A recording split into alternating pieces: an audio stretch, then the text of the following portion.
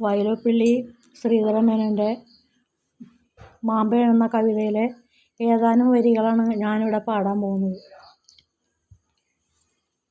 അങ്കണത്തൈമാവിൽ നിന്നാദ്യത്തെ പഴം വീഴുകെ അമ്മ തൻ നേത്രത്തിൽ നിന്നുതിർന്നു ചുടുകണ്ണീർ.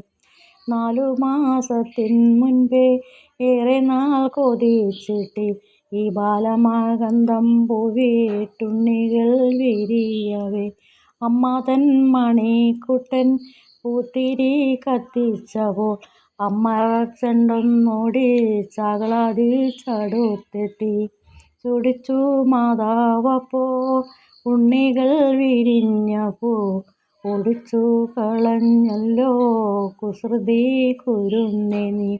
മാങ്കനി വീഴും നേരം ഓടിച്ചെന്നെടുക്കേണ്ടോൻ പൂങ്കുല തല്ലുന്നത് തല്ല് കൊള്ളാഞ്ഞിട്ടല്ലേ.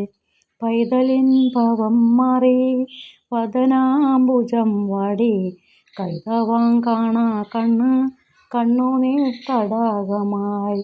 മാമ്പഴം പെറുക്കുവാൻ ഞാൻ വരുന്നില്ലെന്നവൻ മാൻപേഴും മലർക്കുല എറിഞ്ഞു വെറും മണ്ണിൽ.